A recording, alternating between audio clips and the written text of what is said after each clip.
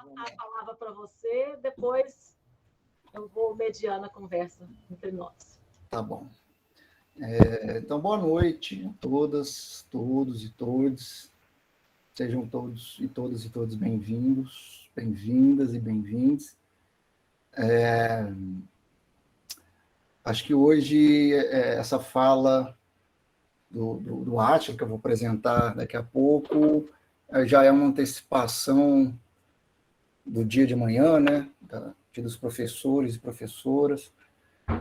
Um ofício que nesse país tem se transformado, sempre foi, né, mas cada vez mais um ato de resistência, né?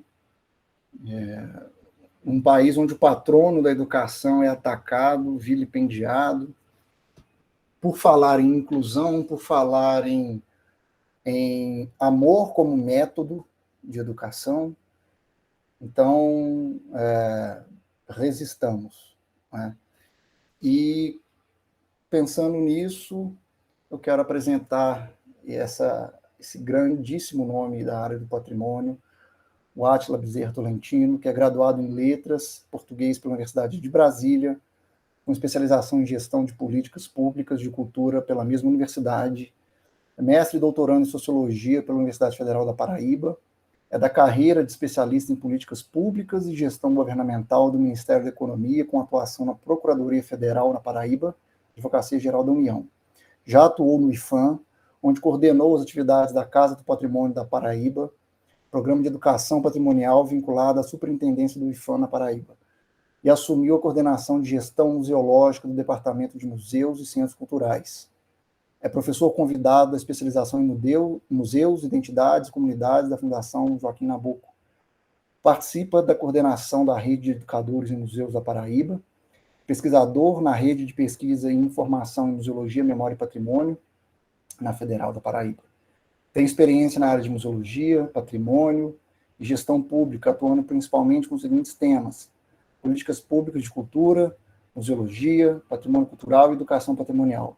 Participa de comissões avaliadoras de prêmios e programas de financiamento de instituições culturais. Autor de diversos artigos e organizador de livros no campo da educação patrimonial, patrimônio cultural e museus. Autor do livro Espaço que Suscitam Sonhos, Narrativas de Memórias e Identidades do Museu Comunitário Vivo Olho do Tempo. Haja fôlego, isso é o resumo, né? Então, seja bem-vindo, querido amigo Átila.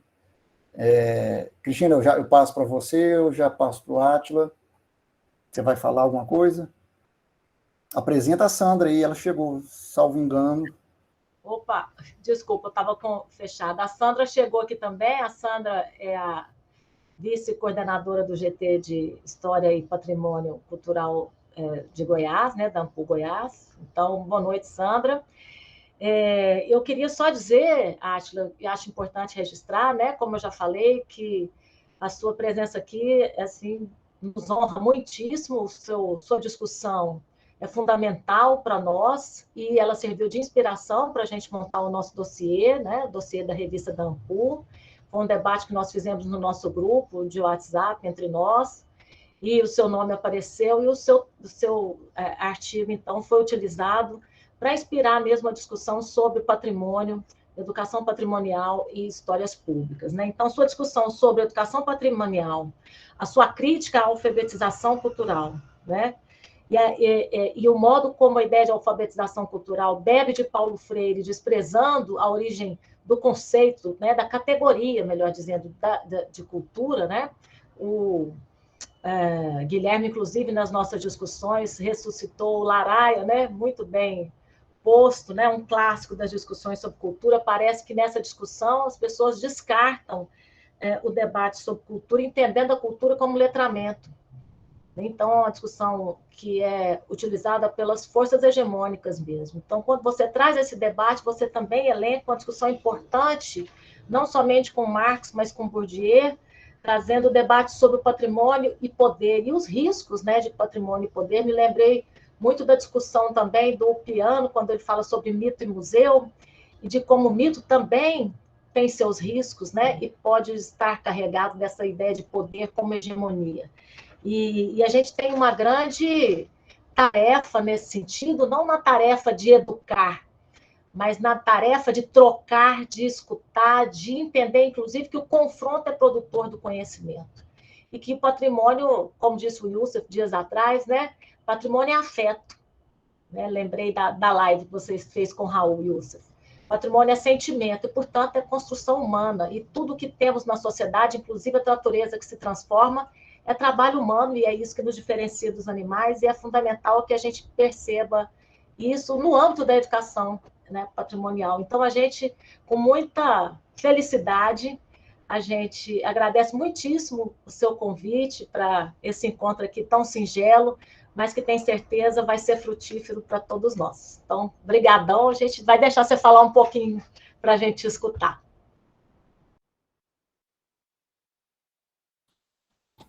Tá certo, gente. Boa noite. Obrigado, viu, e Cristina, pelas palavras que me confortam, me falam de mim. Eu fico muito lisonjeado com isso. Sem falsa modéstia, eu acho que eu não mereço tanto, mas eu fico muito, muito feliz quando eu recebo esses carinhos, é claro. E a fala que eu programei aqui com vocês hoje, eu queria combinar, tipo assim, embora eu tenha feito a apresentação, mas vocês fiquem extremamente à vontade para poder me interromper, para poder falar, para poder comentar, para ver se a gente fica realmente numa conversa, num bate-papo, certo? Então, vocês fiquem bem à vontade. Na medida do possível, eu posso acompanhar o chat, mas por experiência eu já vejo que muitas vezes eu não consigo ler e falar ao mesmo tempo, realmente acompanhar. Então, vocês podem ficar bem à vontade também realmente para poder me interromper e querer falar qualquer coisa. Pergunta, Átila, eu vou ficar atenta ao chat e eu vou anotando as perguntas e passo para você. Certo. E se quiser falar, fica à vontade mesmo. Tem gente que não se sente à vontade disso, mas eu gosto de ter essa característica de bate-papo mesmo a gente estando nas nossas telas, né? E eu vou aqui colocar a apresentação que eu preparei aqui para vocês. Assim, de antemão, eu já digo que essa apresentação eu apresentei recentemente no encontro da INACIP, né, de Museologia, Arqueologia e Biblioteconomia. Alterei algumas poucas coisas para vocês, para conversar com vocês, certo? E um minutinho. E na medida do possível, algumas coisas, inclusive, vocês vão ver que a gente pode dialogar com esse artigo que vocês leram, do que não é educação patrimonial. Então, vocês vão ver, é claro, a gente acaba, não diria se repetindo, mas assim, as nossas influências estão ao longo do que a gente faz, do que a gente pensa e do que a gente escreve. Então, muita coisa do que eu vou falar aqui, vocês certamente vão identificar do que está escrito nesse artigo, né, o que não é educação patrimonial. Mas eu trouxe essa proposta para conversar com vocês, que eu acho que se encaixa bem, né, no GT de História, e também por ele ser fruto de uma escrita mais recente, né? Então, que aí nessa apresentação eu coloquei como esse título, né? Educadora sim, guia não. Caminhos e interfaces entre as políticas de educação patrimonial e museal no Brasil.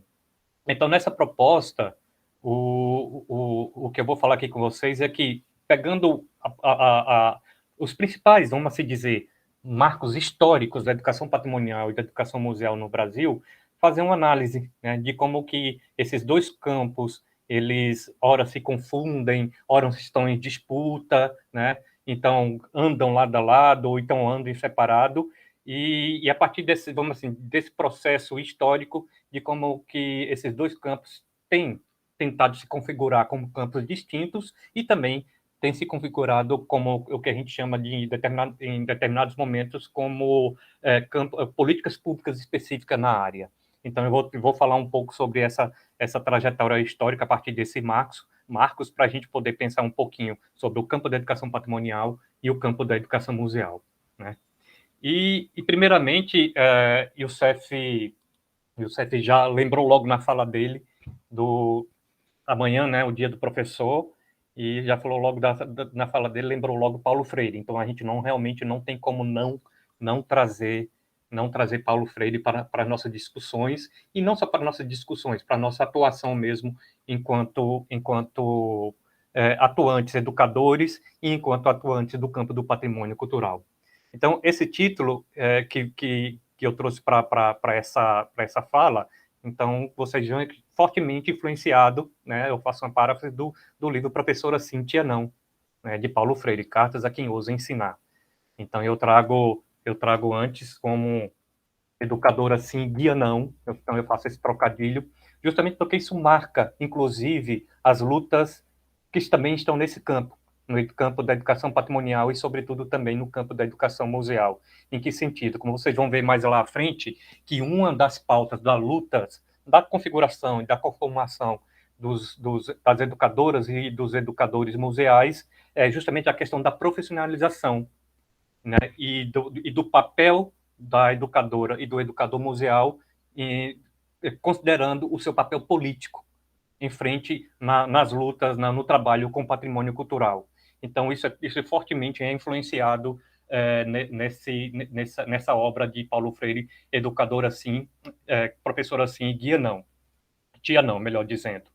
E, quando justamente ele traz também essa discussão nessa obra dele, e que está extremamente marcado também um recorte de gênero. Quando Paulo Freire escreve esse livro, ele tem um público específico, né, o público focal, vamos assim dizer, que são as professoras. As professoras, na sua grande maioria, ele escreve para as professoras de ensino básico, de ensino infantil, né, que no nosso país, a grande maioria é composta por professoras mulheres. E isso também se reflete no campo da educação em museus, da educação patrimonial e, sobretudo, da educação em museus, onde nós temos um grande número também de educadoras museais. E, ao mesmo tempo, a questão da negação, de as professoras serem chamadas de tia, porque, ao ser chamada de tia, se tira o elemento político, né, da profissão, da consciência de classe, que os professores e as professoras aqui estão sujeitos.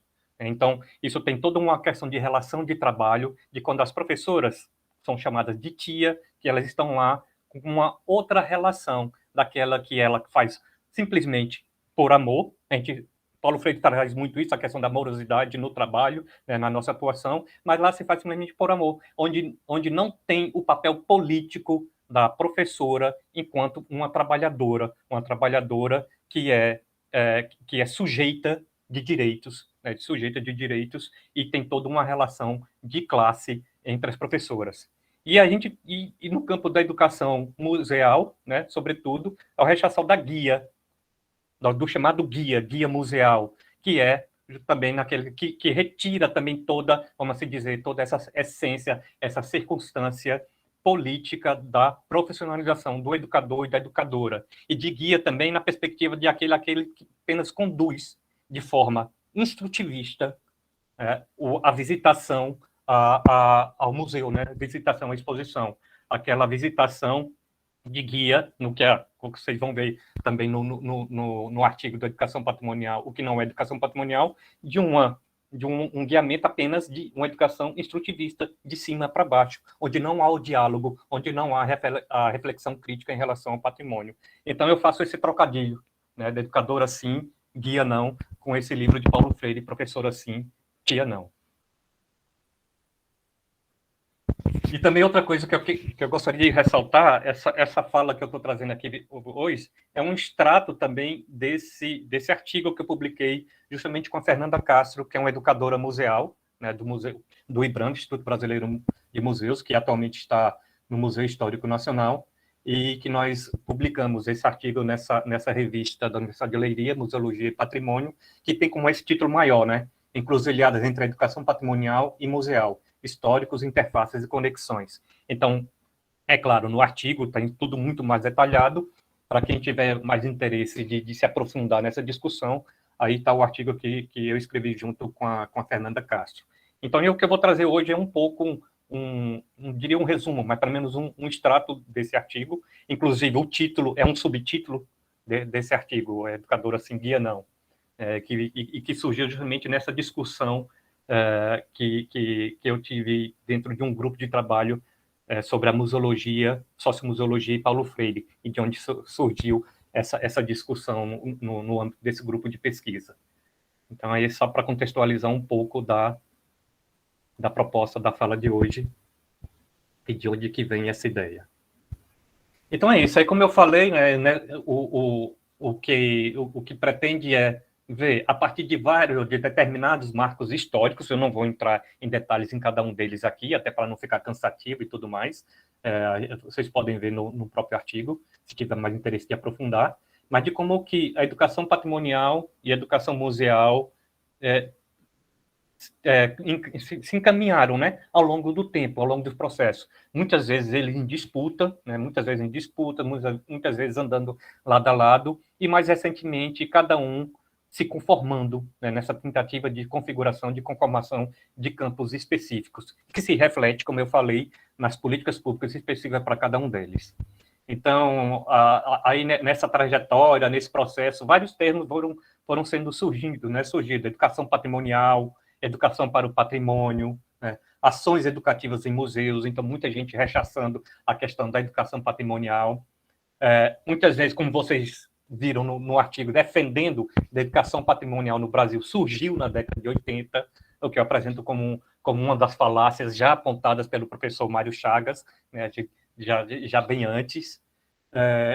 Aí, educação em museus, e mais recentemente, educação museal, se configurando, se afirmando como uma temática, ações educativas para o patrimônio, ou meramente educação, né? Mário Chagas também coloca essa discussão, que seria tautológica, seria uma redundância a gente falar em educação patrimonial, porque não tem como falar em educação sem falar em referências culturais, sem falar em cultura, né? Educação com patrimônio e por aí vai. Então, só para mostrar um pouco de como que esses termos estão sempre em disputa, estiveram sempre em disputa nesse jogo de configuração de campos, de configuração de áreas de atuação.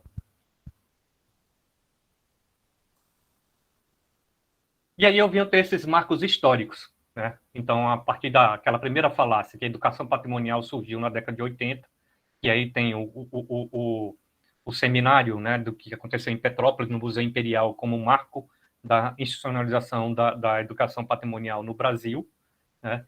E que aí a gente vem trazendo que como isso é uma falácia. Na verdade, o que se demonstra, o professor Mário Chagas já demonstra bastante isso, que a educação voltada para o patrimônio cultural surgiu dentro dos museus, né? E um grande marco que se aponta é justamente a criação da seção do Serviço de Assistência ao Ensino de História Natural dentro do Museu Nacional, isso em 1927. Então, você já criou uma estrutura voltada para o campo da educação dentro do Museu Nacional em 1927, isso já evidencia que o trabalho com a educação voltada para o patrimônio já era uma preocupação, já era uma tônica, se a gente pensar na história de patrimonialização e musealização no nosso país. Então, isso já vem de muito antes, né? Então, nesse sentido. O próprio anteprojeto de criação do SFAM, do Serviço do Patrimônio Histórico, que foi feito por Mário de Andrade, ele tinha essa preocupação. Na proposta do SFAM, né, do projeto do SFAM do Mário, ele previa a criação de determinados museus nacionais, né, ou então de fortalecimento de alguns museus que já existiam. Ele já pensava, inclusive, em uma espécie de rede de museus, uma coisa que para nós é bastante nova, mas ele já pensava nisso. Mas ele também tinha uma preocupação também já do caráter educativo, né, do educativo desses museus. E é claro, gente, quando eu falo do que se pensava em termos de educação na década de 1920, aí eu trago 1930, a gente também tem que pensar em educação como processo, não é exatamente a educação que a gente pensa hoje, né? Então tem tudo isso, a gente também precisa pensar os processos históricos do que a gente entende como educação. Mas isso demonstra de como que o caráter educativo no campo do patrimônio e no campo dos museus já é uma preocupação bastante antiga no nosso país. E, é claro, os outros marcos, a própria criação do IFAM, né, hoje o IFAM, em 1937, então, que sempre teve essa tônica da preocupação com o campo da educação, né, no patrimônio, muitas vezes com educação, como eu falei, totalmente instrutivista, aquela educação que está ligada à ideia de uma identidade nacional homogênea, né, então nesse tudo, mas pensando nisso como educação também como processo. E outros marcos também que aí eu coloco, que aponta aí a própria criação do ICOM, né, e do Conselho Internacional de Museus, e da criação das suas seções aqui no Brasil, e dentro do ICOM, isso na década de 40, a criação do Comitê Internacional para a Educação e Ação Cultural, dentro do ICA, o SECA, o chamado SECA, e que isso também, na década de 80, é criado aqui no Brasil. Então, só para vocês colocarem alguns marcos históricos. E nesses marcos históricos, eu queria esqueci de apontar, é quando a gente também coloca que educação patrimonial e educação museal andavam lado a lado, muitas vezes se confundindo, muitas vezes se digladiando entre si, sempre em disputa, mas, de uma certa forma, andando lado a lado, sem muita distinção entre uma e outra. Então, assim, são esses primeiros marcos históricos que também apontam isso nesse sentido. Então, vários outros também que são importantes. Em 1958, a promoção do Seminário Regional da Unesco sobre a função educativa dos museus, né, aqui no país. Então, vocês veem que isso bem antes da década de 1980. E alguns marcos históricos também, como a própria realização da Mesa Redonda de Santiago do Chile. Para quem não conhece, essa mesa redonda é como ela fosse um marco no campo da museologia. E quando eu falo do campo da museologia enquanto disciplina, enquanto também como um fazer. Porque não é que fosse a partir da Mesa de Redonda de Santiago do Chile, mas ele representa um marco que é como a gente fala, que colocou a museologia a contrapelo, né? A contrapelo, onde se questionou o fazer museológico, um fazer museológico que era muito, vamos assim, numa perspectiva hegemônica, na perspectiva colonizadora, colonizante. Então, a Mesa Redonda de Santiago do Chile, ela vem justamente questionar esse fazer museal, esse fazer museal que estava centrado amplamente no objeto. E a Mesa Redonda de Santiago, ao questionar isso, vem demonstrar que o papel da museologia, o papel do fazer museal, em vez de estar centrado no objeto, tem que estar centrado no homem, ainda falando com essa palavra, né? Mas centrado no ser humano e nos seus problemas de uma forma integral, onde a museologia ela tem que estar integrada às comunidades onde o museu atua, onde o museu está inserido, e sempre pensando os problemas sociais, atrelando o patrimônio cultural, as demandas e os problemas sociais das comunidades, sobretudo das comunidades onde o museu atua. E não um museu de cima para baixo, mas um museu cuja gestão, participação, planejamento e pensamento seja feita de forma democrática, junto com as pessoas, junto com as comunidades onde o museu está inserido. Então, isso é a Mesa Redonda de Santiago de Chile.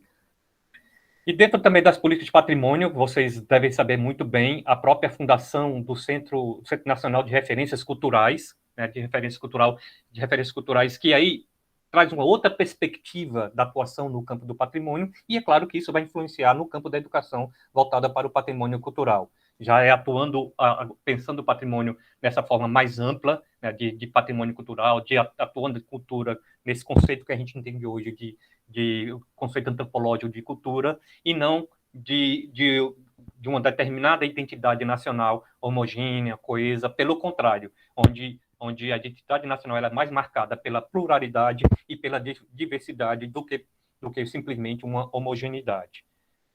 E isso influencia, como eu falei, as políticas culturais como um todo e, é claro, também a própria noção e atuação do campo do patrimônio. E aí chegamos à década de 80, onde tem o famoso seminário sobre o uso educacional dos museus e monumentos, promovido pelo Museu Imperial, de onde é que surgiu o termo educação patrimonial, emprestado a partir da expressão Heritage Education, né, do inglês, na verdade é do inglês, e que, vamos assim dizer, para o bem ou para o mal, a gente costuma dizer, popularizou o termo, né, e que ele passou a ser utilizado amplamente, passou a fazer parte de agendas de políticas públicas voltadas para o campo do patrimônio também, mas muitas vezes sem a reflexão crítica da coisa, do que significa educação patrimonial, né, o que significa a atuação da educação no campo do patrimônio. Átila, diga, Youssef. Desculpe te interromper. Eu não sei se eu perdi aqui, porque o Gael veio falar comigo, mas você não colocaria aí entre os marcos a criação do primeiro curso de museologia.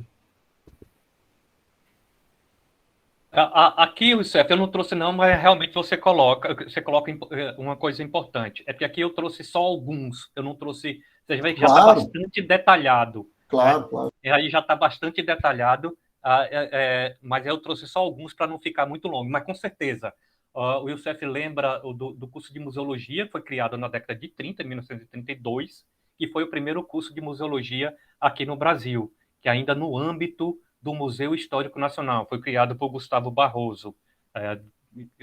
A gente retroage um pouco esse contexto. E que esse é o curso onde surgiram, assim, a primeira formação, se eu não me engano, inclusive na América Latina, se eu não me engano, aqui no Brasil, onde surgiram os primeiros conservadores de museus, não tinha a palavra museólogo na época, eram conservadores de museus, e que tem atuação até hoje. Na verdade, saiu da alçada do Ministério do Museu Histórico Nacional e hoje isso funciona dentro da Unirio, né, da Universidade Federal do Rio de Janeiro. Ele foi um curso criado, como eu falei, em 32 e funcionou como único no país até a década de 70, onde só foi criado o segundo na Universidade Federal da Bahia, que também funciona até hoje. São os dois cursos mais antigos e mais consolidados, vamos assim dizer, que funcionaram por um bom tempo aqui no nosso país. Houve também algumas outras experiências ao longo dos anos 70, dos anos 80, de alguns cursos de museologia que foram criados em algumas universidades privadas, mas funcionaram por pouco tempo, não se consolidaram. A ampliação dos cursos de museologia no Brasil, ele se deu realmente a partir de 2003, que aí quando nós temos Lula no governo, né? Aí por duas circunstâncias, né? Dois cenários contribuíram para isso.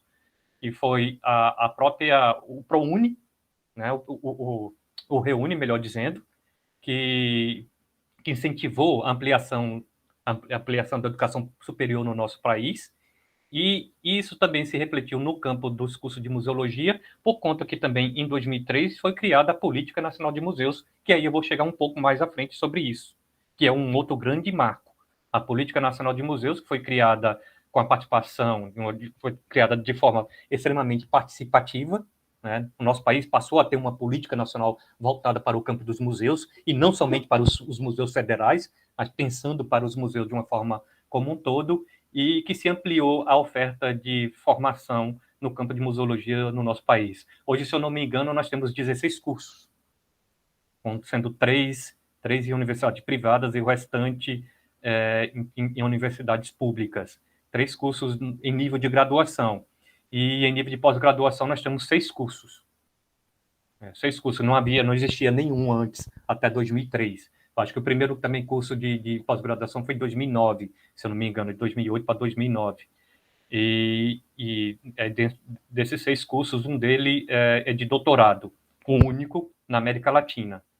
É o curso de doutorado que funciona na Unirio também, em parceria com o Museu de Astronomia e Ciências Afins.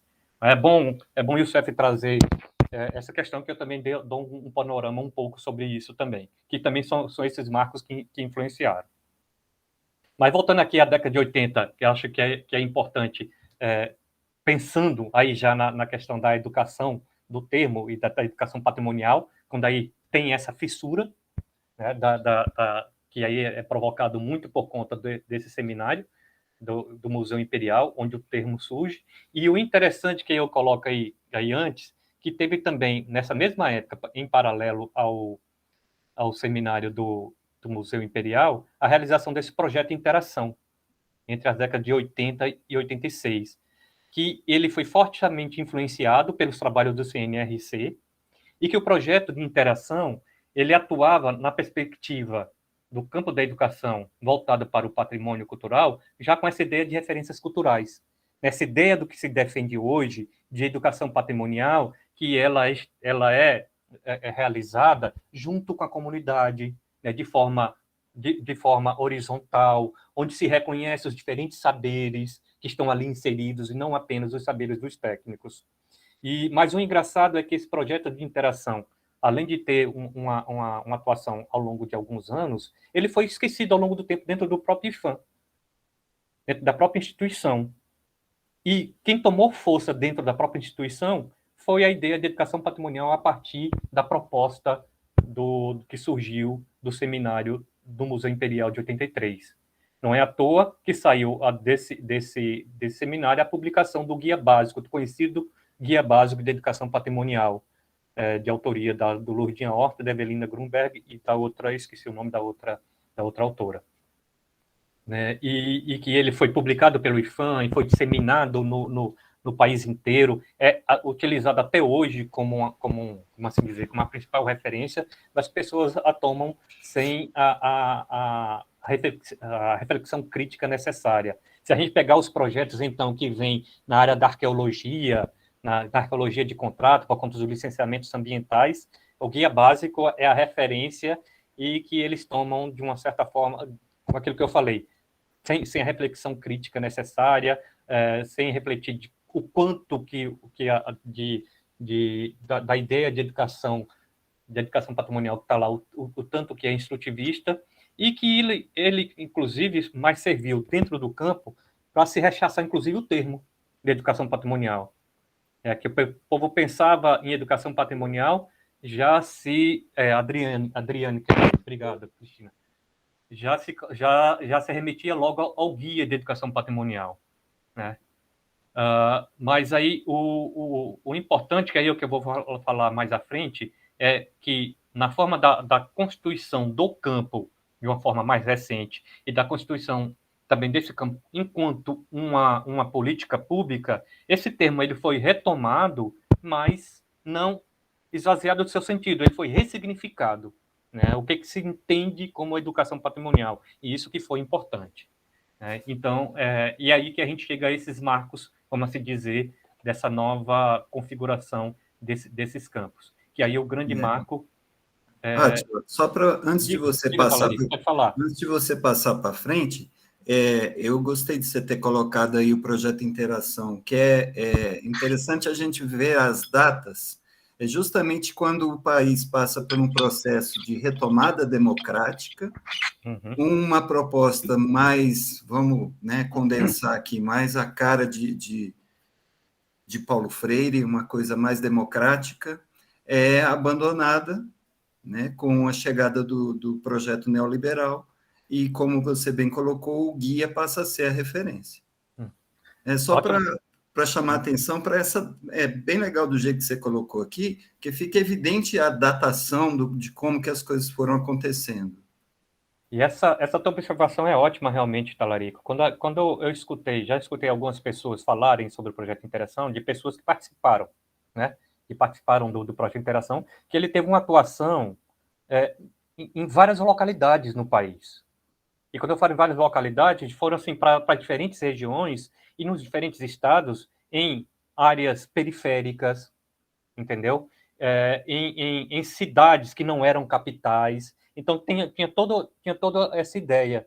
E as pessoas falam realmente que era no contexto ainda da ditadura, embora tenha aí colocado 82 a 86, que aí ele já existia, de uma certa forma, oficial, mas desde do fim da década de 70, algumas ações já vinham sendo implementadas e contribuídas para que ele pudesse ser implementado. E as pessoas falam que era no meio desse contexto realmente de ditadura, mas eram meio que na surdina, tinham um apoio do Estado, mas faziam meio que na surdina nessas fissuras, nessas resistências de se falar de cultura, de falar de referências culturais, na contramão do que se defendia no contexto da ditadura civil-militar por que estávamos passando. E essa tua observação é ótima realmente nesse sentido. E a gente chega na redemocratização e se opta por um projeto, vamos assim, mais na perspectiva neoliberal, que é o projeto de interação, né, com a extinção do CNRC e tudo, e também porque o projeto de interação não tinha, vamos assim dizer, uma instituição mãe específica, porque era uma articulação de diferentes instituições, onde o IFAM também participava, mas não só o IFAM, né? Não só a área da cultura, mas era a área da educação também, sobretudo, as universidades e tudo mais. ele acaba sendo esquecido e esvaziado. E só retomado recentemente, quando se pensa em uma construção de uma política pública voltada para a educação patrimonial no nosso país. Que aí a gente chega lá. É um dos grandes marcos aí, que aí a gente já vem para a nossa década de 2000, né, para o século XXI, que é a criação da Política Nacional de Museus, né, aquela, como eu falei, uma política que foi criada de forma, como era a tônica do Ministério da Cultura na gestão Gil, que as políticas eram criadas com a participação realmente ativa dos profissionais, dos atores do campo, e a Política Nacional de Museus, inclusive, foi a primeira política setorial do Ministério da Cultura a ser criada, já no início de 2003, onde houve uma grande participação do campo, e eu falo assim, na ideia de pensar a educação patrimonial, a educação museal, como políticas específicas aí dentro também, muito importante a participação dos professores e dos pesquisadores que atuavam no campo da museologia na época. Não é à toa que o primeiro programa da Política Nacional de Museus, a primeira ação, vamos assim dizer, que foi implementada, foi o que é chamado o Programa de Formação e Capacitação em Museologia, que esse era um dos eixos da política que foi considerado como prioritário. Então, esse Programa de Formação e Capacitação de Museologia começou com um projeto piloto na Bahia, por meio da UFBA, onde a professora Maria Célia, a professora museóloga, a professora Maria Célia Santos, foi a coordenadora desse programa, e em Santa Catarina, onde não existia o curso de museologia lá, mas existia o núcleo de estudos museológicos dentro da UFSC na época. E que lá, então, foram aí os dois projetos pilotos que foram implementados inicialmente ainda em 2003, e que depois esse programa se expandiu para o país inteiro. E um dos cursos que eram oferecidos dentro desse programa era justamente uma oficina, o curso de ação educativa em museus. Você vê que não falava educação museal, falava ação educativas em museus, para vocês verem como os termos, a discussão estava se configurando e sempre em disputa. E foi nessa época também que foram criadas as redes de educadores em museus, com a REM do Rio de Janeiro, a primeira, e que foi sendo disseminada Brasil afora, que a criação dessas redes também foi importante nesse sentido, para a conformação do campo, né? A criação, e institucionalmente, a criação do Departamento de Museus e Centros Culturais dentro da estrutura do IPHAN, né, para se pensar a política, essa política específica, e, ao mesmo tempo, dentro do IPHAN, a criação da Gerência de Educação Patrimonial e Projetos. Então, aí você já vê que, institucionalmente, eles já estavam se modelando, né, se apartando, de uma certa forma, né, institucionalmente, que isso resulta nas políticas em si. E dentro da criação dessa GEDUC, né, da criação da GEDUC, uma coisa que é muito importante é a chegada de novos servidores dentro do IPHAN, com um novo concurso do IPHAN, que eu acho que depois de 30 anos não entrava mais gente nova no IPHAN, e dentro do governo Lula foram os primeiros concursos do IPHAN, depois de uma grande época. E esse sangue novo, pessoas novas, ampliando-se o quadro de pensamento novo, isso começa a se configurar também em termos das políticas, e no nosso foco específico das políticas voltadas para a educação patrimonial. E como era tônica, aí eu não vou entrar em detalhes em cada um deles, senão vai ficar bastante cansativo realmente, vários encontros nacionais foram sendo realizados no campo da educação patrimonial e no campo, nessa época, sobretudo no campo da educação patrimonial, mas também no que vinha a ser chamar a educação museal, né? Até se chegar em 2009, que aí é o grande marco realmente de separação, a criação do Instituto Brasileiro de Museus. O campo dos museus sai do IPHAN, adicionalmente, sai o braço do IPHAN. E que aí, quando a gente começa a realmente, aí eu falo dos marcos históricos, que eles começam a educação patrimonial e a educação museal começando a se configurar como disciplina, inclusive até tentando ser como disciplinas, mas também como campos distintos. Isso se reflete institucionalmente e no campo das políticas públicas. Como eu falei, aí, pensando em termos de Política Nacional de Educação Museal, em 2009 é criado o IBRAM, e o Estatuto dos Museus, em 2009. E, para quem não conhece, o Estatuto dos Museus é a lei que regulamenta a atuação da política e a atuação do campo dos museus no nosso país. Era uma lacuna no arcabouço, aí eu já estou falando para o Youssef, no arcabouço legal nosso brasileiro não tinha uma legislação específica voltada para o campo dos museus, como já tinha voltada para o campo do patrimônio. Havia algumas legislações mais esparsas, mas não como um estatuto. Aí, em 2009, é criado o Estatuto dos Museus. Em 2010, realizado o primeiro encontro de educadores em museus do IBRAM, que simbolicamente acontece no Museu Imperial, em Petrópolis, né, que é onde começa a se esboçar a primeira perspectiva de uma política nacional voltada para a educação museal. E sempre nessa pegada, na perspectiva de uma construção participativa. Começou no âmbito do IBRAM, mas que posteriormente foi se espraiada esse debate, essa discussão para outras arenas, né? Nos estados, com participação das redes de educadores em museus, dentro dos fóruns nacionais de museus que já vinham existindo. E em 2011, como vocês vê, dentro do campo do da educação patrimonial, também já tinha vindo a realização de novos encontros, justamente para configurar a educação patrimonial como campo de política pública. Em 2011, em Ouro Preto, aconteceu já o segundo Encontro Nacional de Educação Patrimonial. Houve a inserção da temática da educação patrimonial dentro do programa Mais Educação, como era configurado nessa época. Isso também foi muito importante. Para quem não conhece, o programa Mais Educação, não como ele está hoje, mas como ele era nessa época, ele oferecia cursos no contraturno escolar nas escolas públicas. E eles tinham várias temáticas, né? E a gente conseguiu articular que uma dessas temáticas fosse a da educação patrimonial. Então, isso foi bastante importante também para a configuração do campo. E as parcerias também com as universidades, por meio dos ProExt. Eu não vou entrar muito em detalhes, porque ainda tem esse slide aqui, que é onde a gente chega realmente nas políticas. Aí, dentro da educação museal, como eu falei, começam os encontros regionais para o debate da PNEM, a Política Nacional de Educação Museal, a realização do primeiro encontro nacional da PNEM, a criação da REM Brasil, tinha as REM nos estados, e agora as redes de educadores museal do Brasil.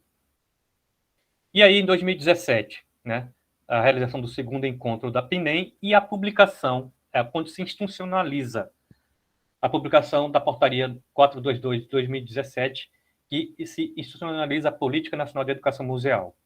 E em 2018, temos a publicação do caderno da PNEM, da Política Nacional de Educação Museal. Eu vou falar um pouco mais dele à frente.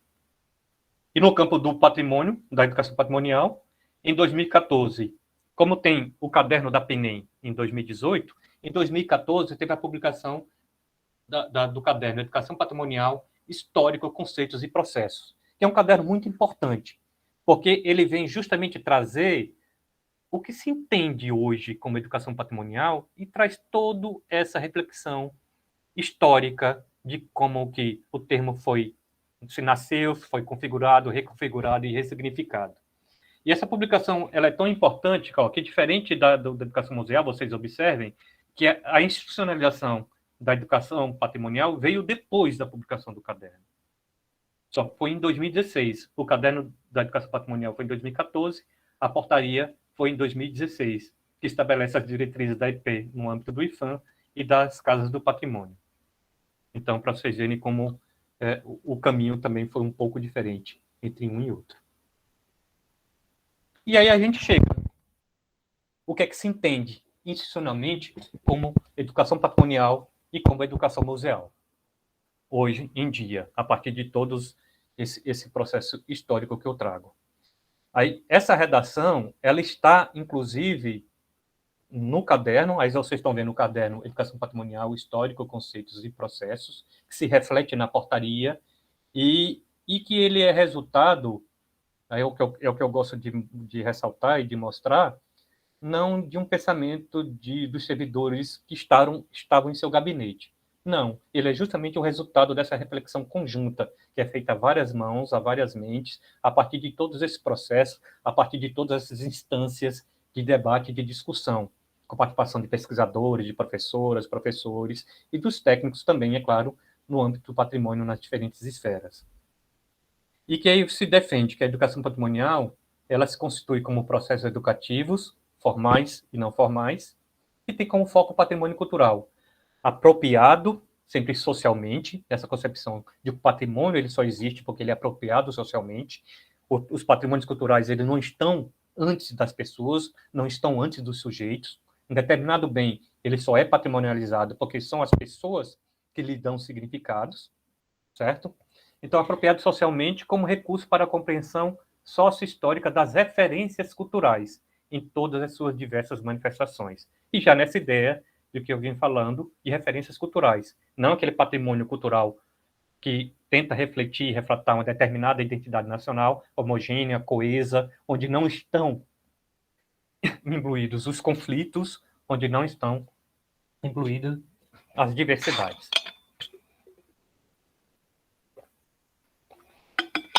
E o que também que é mais importante é que esses processos educativos eles devem primar pela construção coletiva e democrática do conhecimento. Essa perspectiva realmente freiriana, já que a gente está falando de Paulo Freire, que aí está nessa perspectiva realmente freiriana, que o conhecimento ele só é construído se ele for coletivo, se for uma construção social, horizontal, dialógica, reflexiva e crítica, com a participação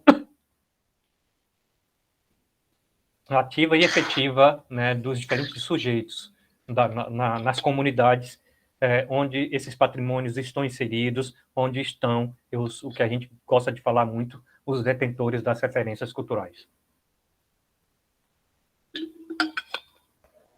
Gente, eu estou falando, mas vocês podem me cortar, já disse isso. Vai, fala, Cristina. Aí eu vou falar um pouquinho sobre o que me veio à mente, né? Você falando aí da produção, da construção da ideia de patrimônio, né? Dessa concepção de patrimônio democrática, dialógica, né? E fiquei pensando por que no tempo presente, meio influenciado aí pelas discussões também das histórias públicas, por que no tempo presente existe uma controvérsia tão grande com relação aos monumentos como o Bandeirante, né? A gente tem vários outros exemplos, e como os movimentos sociais eles vêm fortemente na luta contra esse tipo de monumento que representa uma história não democrática, né? Que representa uma história que escravizou, que colonizou e que vem travestida da ideia de progresso. E como que é premente, né, que isso seja posto à tona. A gente está fazendo vai fazer, né, no GT de História Regional, exatamente isso, na discussão, um documentário discutindo os monumentos, né, esses monumentos e outros, e que monumentos as pessoas gostariam de ter representados na cidade, o que as representaria, né? Porque eu penso que nesse tempo presente não cabe mais, né, uma história que não conta a nossa história. Uma história que não é a nossa história, uma história que é uma história inventada, né? Só porque me veio à mente, desculpa ter te cortado. Não, Cristina, esse papo, essa discussão é ótima e tem tudo a ver com isso. E que bom que essa discussão está sendo, não é uma discussão nova, vamos assim dizer, mas que está bastante em voga hoje em dia, né? É claro, desencadeou bastante por conta do assassinato, né, esqueci o nome dele, vocês podem me lembrar. Mas por conta de George Floyd, isso, né, e do movimento Vidas Negras Importam, que foi impulsionado, também já existia, né, e depois da derrubada da estátua do Eduardo Coston, né, isso também foi impulsionado. Mas que essa vamos dizer, esse rechaçamento, essa rebeldia contra os monumentos não é uma coisa nova, né? Não é uma coisa nova, mas está sendo. E é que é uma discussão extremamente necessária, realmente. Como que o nosso patrimônio ele é configurado, né? De que ideia de identidade, se a gente pensar em patrimônios tombados, que ideia de identidade nacional que é desenhada a partir dos nossos bens tombados, e se a gente sair também dos bens tombados, a partir dos monumentos públicos, realmente, que memória, que história que está sendo delineada, desenhada, narrada a partir dali. Só para vocês terem é claro, é a minha realidade aqui, mas que isso se repete no Brasil inteiro. Aqui na minha cidade, em João Pessoa, se a gente for pensar, eu só recordo eu já tendo esse olhar mais recente para isso, de todos as estátuas, os monumentos, aqui o povo adora um busto, né?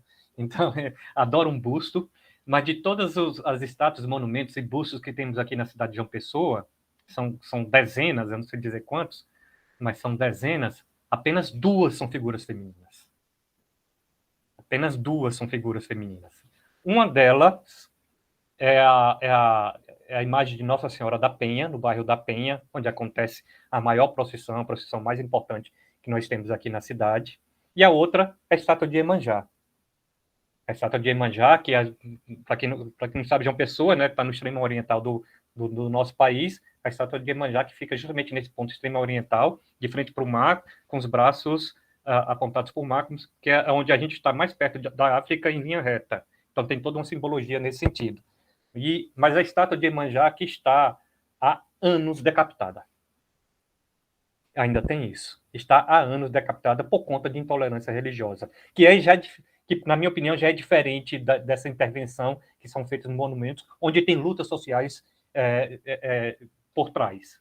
Então, também vocês observem, dessas 2 figuras femininas que eu coloquei, nenhuma delas é histórica. Como assim? São entidades, né? Então, é Nossa Senhora da Penha e Iemanjá. E onde estão as mulheres também nessa história que é contada no tecido urbano, vamos assim dizer. Então, para você ver realmente de como que essa discussão ela é premente em todo canto, em todos os lugares. Eu trago, é claro, aqui a realidade aqui para a minha cidade de João Pessoa, mas que certamente se reflete aí onde vocês estão, em Goiânia, na cidade de Goiás, em qualquer lugar que a gente for. Com certeza, né? O patrimônio é masculinizado, né? A concepção de patrimônio é masculinizada, e, portanto, de monumento, né? Que monumento é importante. Eu já ouvi o Mário Chagas Diga, certo. Falar em patrimônio cultural. E eu às vezes falo para os meus alunos, e por que não matrimônio cultural? Né? Porque a etimologia das nossas palavras perpassa o patriarcalismo. Né? Uhum. Porque patrimônio é aquilo que você herda do pai. Ou seja, quem acumula, quem fornece, quem é o provedor. Agora, matrimônio está ligado à formação de família. Né? Mater e pater. E aí o patrimônio, né? O heritage é o patrimônio. Né? Pode falar. Não, essa tua lembrança é boa. Quando o Mário traz essa ideia de fratrimônio, ele também resgata não, mas ele também traz, antes de chegar no patrimônio, ele fala da ideia de matrimônio também. Mas ele realmente não aprofunda uma questão de gênero. Embora ele traga, fala da questão de gênero e tudo, mas realmente não faz uma reflexão aprofundada na questão de gênero nesse sentido, porque ele defende realmente a ideia de patrimônio, do que a gente aprende com o outro irmão, né, com o outro que está do nosso lado, sem ter esse caráter, vamos assim dizer, de hierárquico, do que vem de cima, né, do que vem de cima. Então a gente pensa realmente... Porque se a gente pensar no termo em inglês, a disputa conceitual tem outra chave. Né? Se é heritage ou se é property. É de herança, né? Se é herança ou se é propriedade. Porque o patrimônio cultural pertence a alguém. Né? Vamos sair da parte utópica né? De que o patrimônio é de todos, é um direito coletivo, um direito difuso, etc, etc. É de alguém. Tá? A arte inclusiva é patrimônio da humanidade, mas é dos Waiapi. Não é meu, não é seu. Né? Mais de 51% dos bens materiais tombados é da igreja. Não é meu, não é seu, não é da Cristina. Ou seja, na língua inglesa tem essa discussão. Né? Se é propriedade ou se é herança. Né? Agora, se a gente pega francês, italiano, espanhol, português, é tudo patrimônio. É tudo patrimônio. Né? É tudo patrimônio. Mesmo no inglês, o heritage tem a perspectiva da herança que é deixada pelo pai, ainda que isso não esteja na língua. No termo, né? No termo, mas em toda a semântica que envolve heritage, né, é masculinizado mesmo. Né? Sendo que o museu vem das musas, né, e as musas ficam apagadas nesse patrimônio todo aí. Né? E o museus... É engraçado, e quando o Mário também traz a questão da ideia dos museus, mas ele traz a figura masculina também, né? Mas da junção de Zeus com Mnemosyne, né? Que representa o poder e a memória, que é aí que nascem as musas, de onde que vêm os museus. Pois é, elas nascem é importante, né, ter essa perspectiva mítica, mas que é simbólica, é politicamente simbólica, né, de que as musas são fruto do poder e da memória. Depois, eu não li isso do Mário, eu li uma outra autora, mas que eu tenho que escrever sobre isso, é bom pensar sobre isso. O casamento de Zeus com Mnemosyne é uma comemoração de uma das vitórias de Zeus contra Cronos, o seu pai. Então, o poder só vence o tempo quando se une à memória. E dessa vitória nascem as musas. Só que o museu não nasce de Zeus e Mnemosyne, nasce das musas, assim como a história. Né? É como se pulasse as musas, as ignorassem e fosse novamente atrás de onde? Do Pater. Zeus, de novo, Zeus. Entendeu? Zeus de novo. O supremo do poder. E tem uma outra coisa, a gente está encaminhando a discussão para outro caminho, mas eu também gosto disso, é porque é conversa mesmo, é debate. A gente falando dos termos míticos, eu também gosto de uma outra acepção, Youssef, eu não sei se você conhece ou se vocês conhecem, que aí quem traz isso é a professora Marília Xavier Cury, que museu museu também era um ser mitológico, que ele era filho de Orfeu, né? E Orfeu, ele era tocador de lira, né? Músico e tocador de lira. E Museu também, como seu pai, ele era lírico e tocador, e ele conseguia ver a poesia que estava nas coisas. Então, o museu, por isso que ele não guarda objetos, ele guarda a poesia que está nos objetos, ele guarda a poesia que está nas coisas, porque determinado objeto, determinada coisa, ela só é musealizada porque ela tem determinados significados para as pessoas, para os sujeitos. Ou seja, ela tem determinada poesia.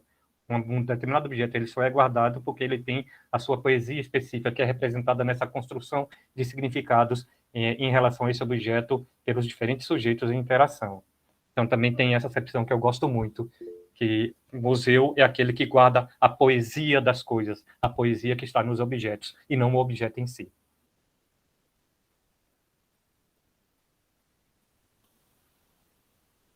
E aí, para a gente voltar, né, que aí eu mostrei antes o que se entende como educação patrimonial, né, politicamente. Estou tentando voltar aqui.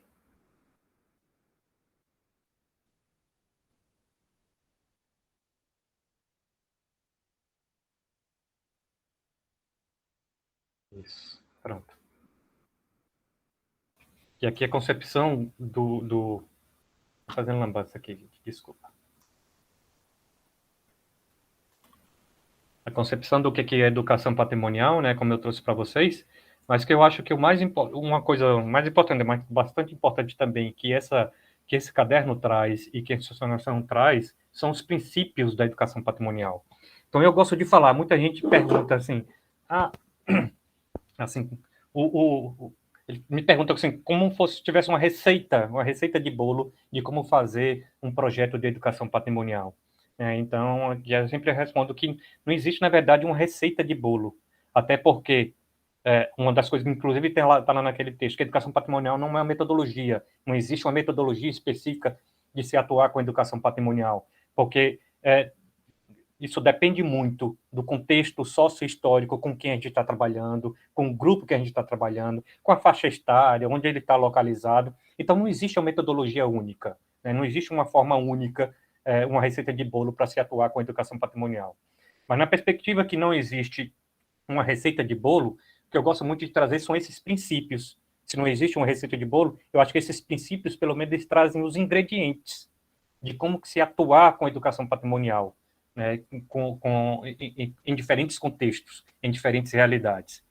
Que é aí que eu acho que é muito importante, que tem esses princípios, que é segurar e fomentar sempre a participação da comunidade, né, priorizar a construção coletiva e democrática do conhecimento, como está lá na descrição do que se entende por educação patrimonial, dando sempre esse enfoque nessa construção, nessa possibilidade de dialógico, sempre reflexivo, crítico e horizontal, considerando os diferentes saberes, os diferentes olhares em torno da apropriação do patrimônio cultural, e não só da apropriação, da própria preservação desses bens também, que a gente acha que só nós sabemos como preservar. Não, e muitos bens eles são preservados pelas pessoas, pelas comunidades, e muitas vezes sem atuação do poder público, e a despeito da atuação do poder público, inclusive.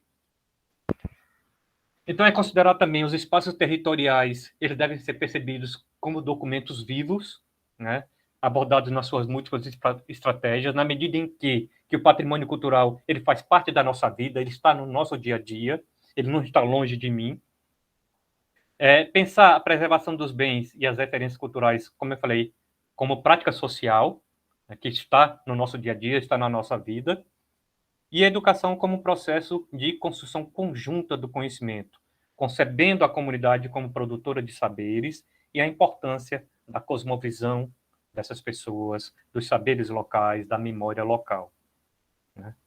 E também pensar que o patrimônio cultural ele não está isolado na sua caixinha. Ele só tem razão de ser, como ele faz parte da nossa vida, do nosso dia a dia, das nossas diferentes dimensões da vida.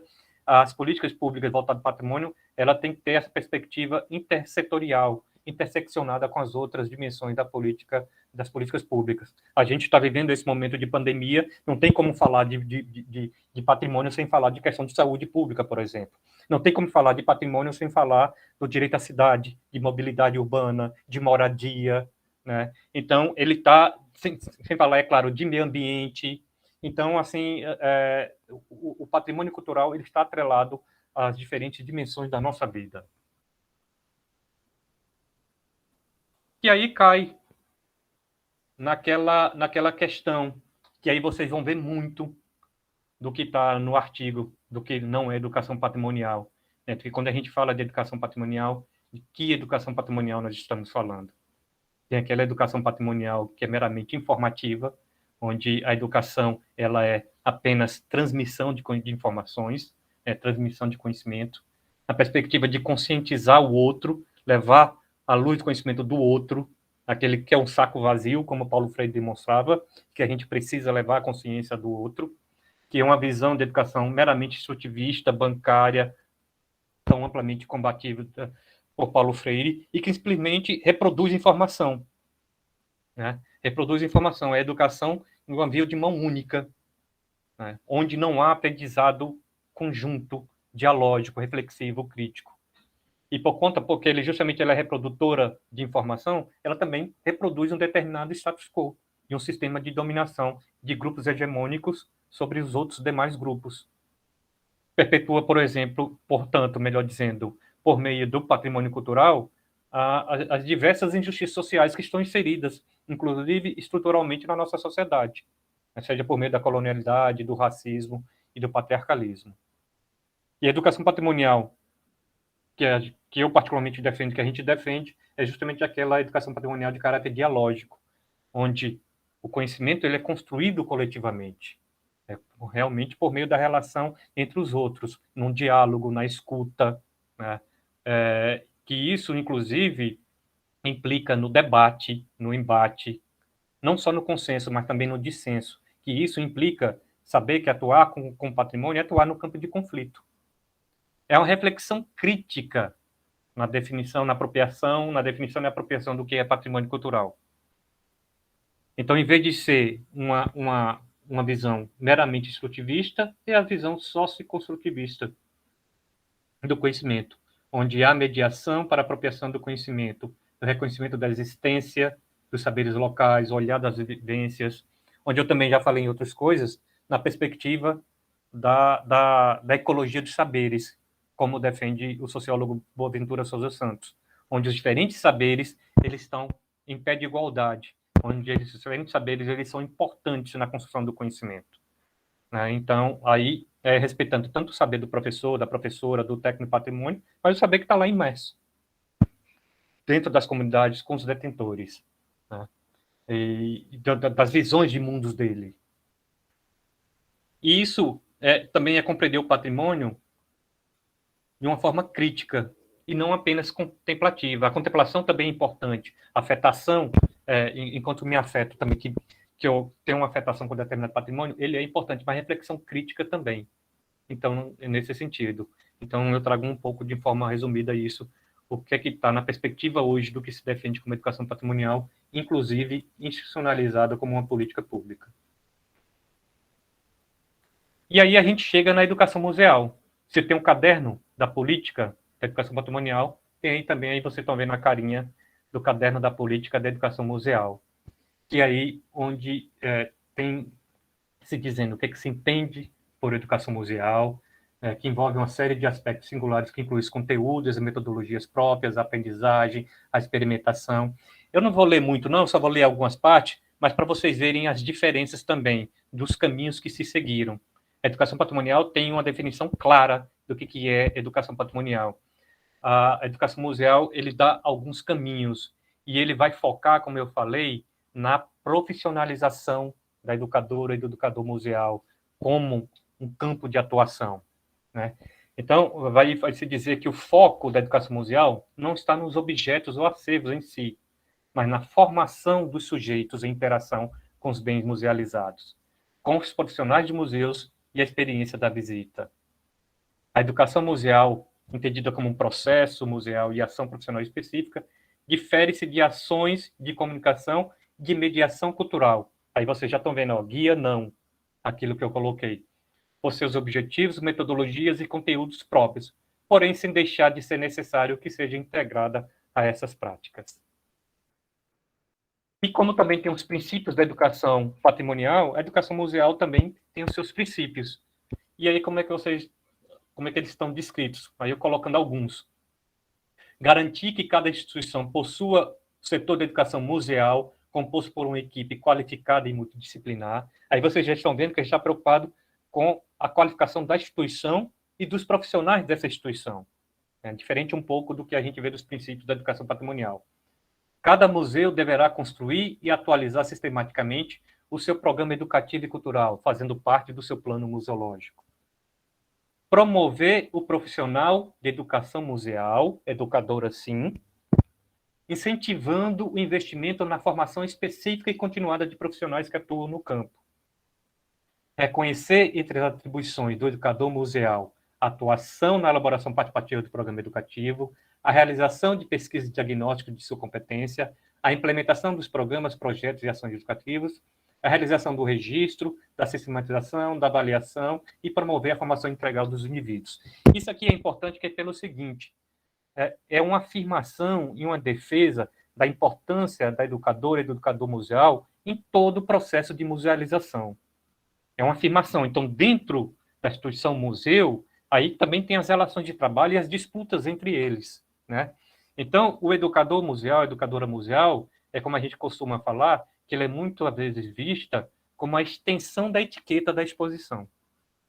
Ou seja, tem os curadores, tem os pesquisadores, tem quem preserva, que pensa a exposição, planeja a exposição, monta a exposição. Opa, depois que está pronta, chama o educador, toma que o filho é teu. E ele não faz parte de todo o processo de musealização. Então, é uma defesa nesse sentido, que educador e educadora museal é um profissional tão importante quanto qualquer outro dentro do processo de musealização. Ele não é apenas a extensão da etiqueta da exposição. Então, é muito nesse sentido. Educadora, sim, da afirmação da profissionalização da educadora e do educador museal. Então, fortalecer o papel do profissional de educação museal, estabelecendo suas atribuições do programa educativo e cultural em conformidade com a PNEM. E valorizar o profissional de educação museal, incentivando a formalização da profissão, o estabelecimento de planos de carreira, a realização de concursos públicos, a criação de parâmetros e por aí vai. A gente falou muito da questão de gênero, já vou ler o que você escreveu, Rubem, embora isso aqui não esteja explicitado, mas é interessante, aqui eu me lembrei agora, na Espanha, eles têm um documento mais ou menos parecido das educadoras e dos educadores museais, e lá tem todo escrito como educadora museal, no feminino. No documento institucional, eles reforçam isso, eles afirmam isso. Não fala do educador museal, fala sempre da educadora museal. Por lá, justamente como é o exemplo daqui, os profissionais de lá são formados basicamente por mulheres. Então, todo o documento oficial de lá, ele fala da educadora museal. O Rubem está colocando a questão muito importante da valorização do educador museal. Então, eles tiveram essa preocupação. Esse grupo que discutiu, que participou de todas as discussões, essa sempre foi uma tônica de valorizar o profissional de educação museal, de reconhecer ele enquanto profissão e de reconhecer a sua importância dentro de todo o processo de musealização. E não apenas que ele seja importante, como ele fosse importante apenas depois que a exposição está pronta, quando ele não participou de todo o processo de pensar aquela exposição, ou mesmo de todo o processo de musealização, da atuação do trabalho que faz um museu. Pensa como ficaram na pandemia, museus fechados. Isso Rubio, foi um grande dilema. A gente sabe que, de todos os profissionais, a gente tem essas relações trabalhistas, os mais vamos assim dizer, em situações precárias, fragilizadas, foram os que mais sentiram, né? Então, se a gente pensar no mundo dos museus, quais foram os primeiros prejudicados? Foram os terceirizados, vamos assim dizer, a gente sabe disso. É quem está na limpeza, quem está na segurança, são os terceirizados. E aí, nessa escala também, que aí logo em seguida, a gente vê dos educadores. Justamente nessa perspectiva, que acha que o educador museal, o papel dele é só quando a exposição está aberta. O que fazer com o educador museal? E muitos das educadoras e educadores museais, aí reflete muito isso que o Talarico colocou antes, do nosso contexto neoliberal, das relações, todas as nossas relações, elas são fragilizadas, onde nós estamos perdendo os nossos direitos sociais básicos, que se impactam nas relações trabalhistas, que muitos desses educadoras e educadores museais, eles são contratados por MEI, como a pejotização, que é a nossa uberização no campo dos museus, no campo da cultura. São contratados por MEI, ou são terceirizados, e que não têm a sua relação trabalhista fixa, com seus direitos realmente trabalhistas realmente mais consolidados, e que foram os primeiros a serem mandados embora. Então, está nessa lógica ultraconservadora e nessa lógica neoliberal, que está refletido no campo da cultura e, é claro, também trazendo aqui para o campo dos museus. Deixa eu ver, alguém escreveu. Não, eu falava sobre a ideia de qualidade, né? Tanto no campo da educação, na forma como os educadores devem, né, conduzir seus alunos no museu também, ela reflete as políticas públicas que estão carregadas, estão impregnadas dos interesses neoliberais. Então, mesmo as políticas públicas para a educação, no campo da cultura, acabam impregnadas, né, desses interesses privados. E aí, o que é a qualidade? Qualidade do ensino, qualidade da visita ao museu, né, da ida ao museu, ou da ida a uma cidade histórica. Então, esses olhares, né, para essas categorias estão impregnados dos interesses neoliberais, né? A própria ideia de sucesso que se carrega na educação. Então, o patrimônio, nesse sentido, ele é carregado de política. É impossível não falar de política, né? Eu fiquei lembrando da nossa ida lá, que eu sempre lembro que eu e o Youssef fomos num evento do IFAM, um evento internacional de patrimônio na cidade de Goiás, e que era aberto para todo mundo, né? Mas ninguém da cidade entrou. Só as pessoas que estavam ligadas aos órgãos políticos, e depois teve um almoço com pessoas com referências políticas, né? Com prefeitos, com representantes de prefeitos e suas respectivas esposas, no pátio do antigo Palácio Conde dos Arcos, que funciona como um espaço de museu, mas ele formalmente é um espaço cultural. E a população, né, as pessoas da cidade, completamente fora daquele debate sobre patrimônio, embora aquilo lá fosse tudo aberto para todo mundo, quer dizer, não tinha debate. E aquele espaço, que é um espaço aberto à visitação pública, não é frequentado pelas pessoas de lá. Quer dizer, como que as pessoas, como que a ideia de patrimônio vai estar vinculada às pessoas se o movimento que é atribuído ao patrimônio não as acolhe, né? Só para... Não, isso é ótimo que você traz, é justamente isso se reflete realmente na nossa atuação e nas políticas, nas políticas que a gente desenvolve. Ontem eu estava participando o encontro que eu falei para vocês, que foi invadido por bolsominions, né? E que a gente acabou criando uma nova sala. A gente estava discutindo justamente isso com a Lia Calabre, que assim, até que ponto também que essas políticas nossas que são implementadas na campo da cultura também não impulsionam isso, essa ideia essa ideia neoliberal que conforma os sujeitos, conforma as nossas subjetividades. Você colocou aí, Cristina, a questão da ideia de sucesso na educação, mas na ideia de sucesso que, inclusive, que exacerba a competição e não a cooperação, né? Sobretudo, e que isso é uma forma de conformação do sujeito neoliberal, né? Que ele está sempre em competição com o outro, que ele visa, inclusive, e nesse sentido, inclusive, tira até o estado do seu caminho, porque eu sou dono de mim, né? O sujeito, ele é dono de si, né? Ele é aquele sujeito que é empreendedor, né? Sujeito que eu tenho que dar conta de mim. E não é à toa que tem a uberização, né, que está nas relações trabalhistas. Se a gente for pensar no campo aí eu trago dos educadores museais, da CNPJização, com a criação de MEIs, que é cada vez mais sendo exigido das educadoras, dos educadores museais, para poder ter minimamente uma atuação no campo, e até que ponto também se isso não se reflete nas políticas. A gente estava se discutindo, por exemplo, as políticas emergenciais, que foi por conta da Covid, né? Mas exemplo dos auxílios emergenciais voltados para o pessoal da cultura, até que ponto também que essas políticas também não incentivam isso, né? Esses indivíduos, donos de si, empreendedores, e aí passa também por uma discussão de economia criativa, até que ponto que isso também não incentiva. Então, é também importante pensar nesse sentido. E aí eu trago esse slide de volta, que aí eu coloco isso no campo da educação patrimonial, né, que eu sempre gosto de pensar até que ponto as nossas ações enquanto agentes da educação do patrimônio, nós, enquanto pesquisadores ou enquanto agentes do patrimônio, não estamos contribuindo para a perpetuação das injustiças sociais pelas ações que a gente desenvolve, né? E isso é uma questão que eu sempre trago para mim e que eu gosto de trazer, que quando eu falo, que muitas vezes a gente faz isso e não se percebe. Até que ponto que o nosso projeto, a nossa atuação no campo do patrimônio, não está perpetuando as desigualdades sociais, as injustiças sociais nas suas diversas faces. E isso é muito importante.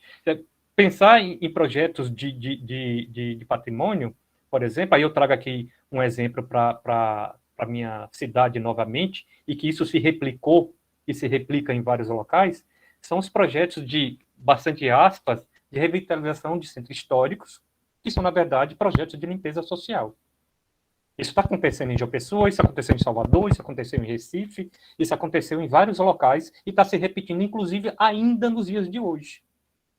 Isso com o apoio do poder público, com o apoio da prefeitura, com o apoio do IFAM, inclusive.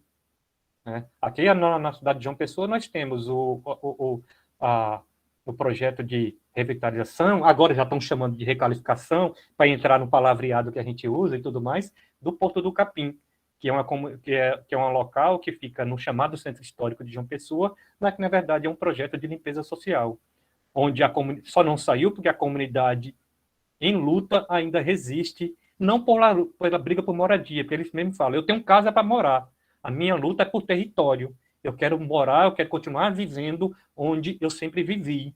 Estamos aqui há mais de 80 anos, estamos aqui há um século, então eu tenho toda uma sociabilidade aqui, nesse local, então a nossa luta é por território. E justamente na contramão de que os centros históricos são abandonados porque não tem pessoas morando, vivendo lá, e eles querem tirar justamente aquelas pessoas, por serem pessoas que vivem em situação de vulnerabilidade social, comparada às outras, mas querem tirar aquelas pessoas de ali. Inclusive no discurso, esse era o discurso inicial, para devolver, que aí o centro histórico fica no Rio São Inhauá, para devolver o rio à sociedade pessoense, como se aquelas pessoas lá não fossem sociedade pessoense. Então, assim, realmente, isso acontece muito em muitos projetos chamados de preservação do patrimônio histórico. E são só essas questões que você traz que eu acho que são importantes, que dialogam com isso. Até que ponto as nossas ações, enquanto agentes do patrimônio, enquanto educadores museais, enquanto educadores patrimoniais, não estão contribuindo para perpetuar as injustiças sociais nas suas diversas faces. É uma questão que eu sempre gosto de trazer. A gente luta pela revitalização dos espaços, né? E mesmo dos espaços do centro mesmo. Aí, mas para revitalizar, tira as pessoas, tira o pobre, tira a pessoa em situação de rua, né? tira o pedinte, porque a pobreza é feia, né? A pobreza tem que ser maquiada, porque o que prega, né? O poder público, né? A lógica política que nos rege, né? A lógica do capital é essa. Uma ideia de harmonia que não existe. O Monumento das Três Raças, por exemplo, aqui é essa história da harmonia das três raças, que não é verdade. Né? Então, a nossa história, né? E que hoje desemboca numa política neoliberal, é cada vez mais intensa nesse sentido, de maquiar e de dizer que nós somos harmônicos, então tem que retirar a pobreza porque ela não existe. As pessoas vão indo cada vez mais para lugares de não pertença. Então, o direito à cidade, ela não se sente pertencente no espaço que ela vive, porque ela vai sendo posta para fora dos lugares de memória, né?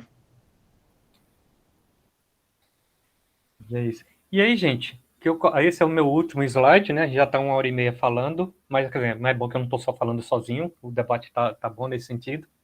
Que aí eu coloco como desafio, sobretudo nesse contexto em que nós estamos vivendo, que é preciso a defesa cada vez mais, do IPHAN e do IBRAM, mas não a defesa da instituição em si, pela instituição em si, mas de uma instituição, seja IPHAN ou IBRAM, realmente que seja democrática na sua gestão, né, na concepção e na implementação de políticas públicas, que infelizmente não é o que está se perdendo. É o que se desconstruiu, é o que está se desconstruindo, é o que se está destruindo. Né?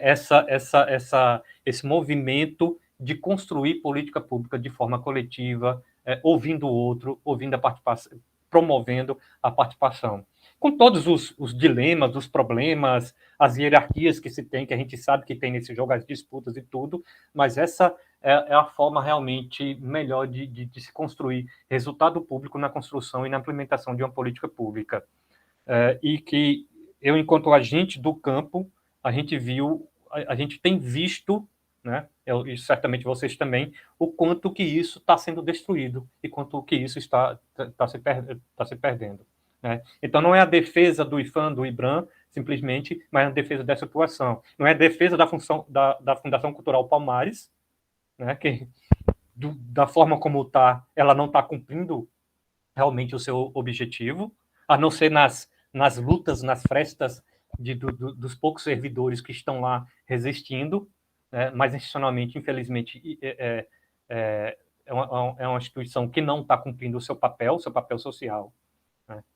E outra coisa, é sempre também o foco na diversidade, né, na perspectiva da interculturalidade dos processos de patrimonialização, musealização e preservação dos bens culturais, e garantir que a continuidade das ações e a efetiva participação social, né, dentro de todo esse desafio que a gente tem, dessa realidade, né, na defesa de uma educação patrimonial e museal realmente reflexiva, crítica, dialógica, decolonial, e que lute contra o que nós estamos passando, infelizmente.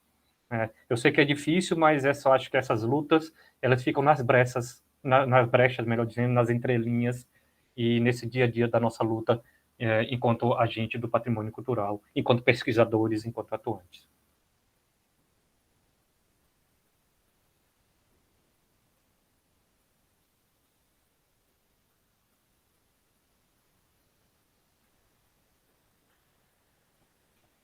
Excelente. Eu acho que eu falei demais, né? Nada, Cristina, não falou não. Eu agora estou pensando nessa história da etimologia, né? O guia. Como o guia é exatamente... Assim, a palavra é política. A palavra é política. Né? Então, e por que a perpetuação dessa palavra? É uma reedição de uma história hegemônica dentro dos museus, e é contemplação, mas não no sentido da contemplação que gera a problematização. Né? Porque aí eu pensei no ócio criativo, na necessidade da gente contemplar, da gente experimentar, e o ócio criativo como produtor do conhecimento. Não é essa contemplação, é a contemplação que venha, que eu te guio e te digo. Essa é a história que você vai engolir. É quase um desfile do 7 de setembro e do 15 de novembro, né?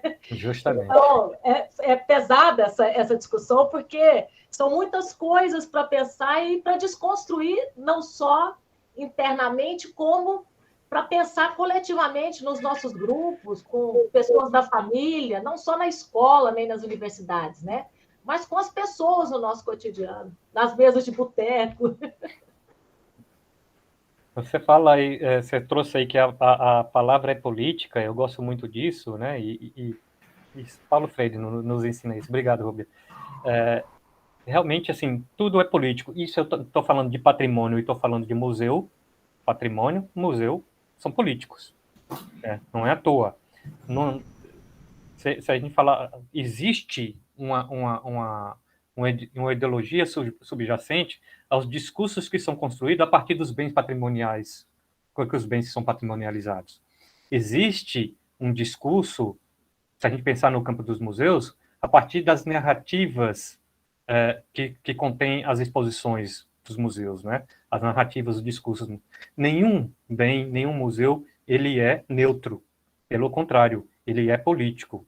Então, aí retomando novamente o professor Mário Chagas, eu gosto muito do que ele escreve justamente essa questão da relação entre poder e memória que está no campo dos museus, e que ele fala muito disso, né, de como que o museu ele não é político, de como que o museu, melhor dizendo, de como que o museu é político, de como que nenhum museu é neutro, nenhum bem patrimonial é neutro.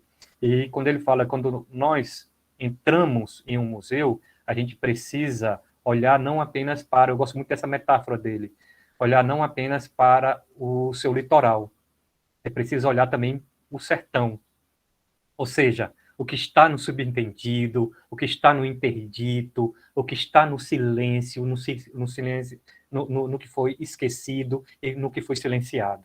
Então, o museu também diz muito disso a partir dessas suas brechas, a partir do interdito. Então, a gente precisa realmente analisar o seu sertão e não olhar apenas o litoral, não aceitar passivamente, porque não existe nenhum museu neutro, né? Não existe nenhum bem patrimonial neutro. E Walter Benjamin também já falou bastante disso, né? Quando fala dos monumentos à barbárie, né? Então é muito nesse sentido. Como diria Carlos Oiti, sensacional esse debate. Sensacional. Só agradecer, Átila, a sua participação e é um privilégio poder te ouvir. Aquela parte final ali, né, dos desafios, me toca pessoalmente, porque eu trabalhei muito tempo como consultor para a área do patrimônio e, né, você sabe melhor do que todos, a gente vai sempre atrás do prazo a cumprir, né? O prazo vem sempre aqui na cola da gente. Então, assim, mais como uma autocrítica também, como que você vê, quando você coloca ali, né, para a gente fazer essa defesa crítica das instituições? Maravilha.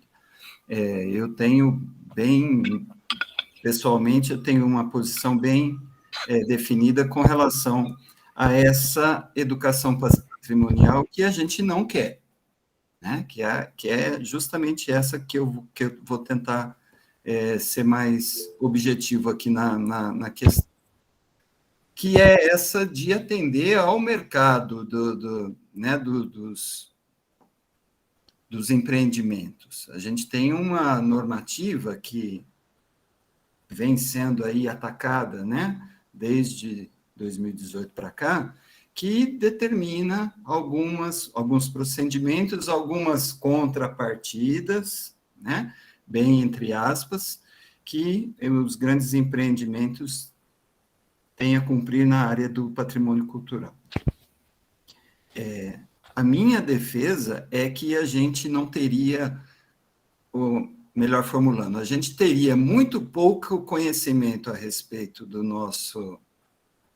nossa história ancestral sem essa contrapartida, entre aspas, né? Ao menos isso a gente tem.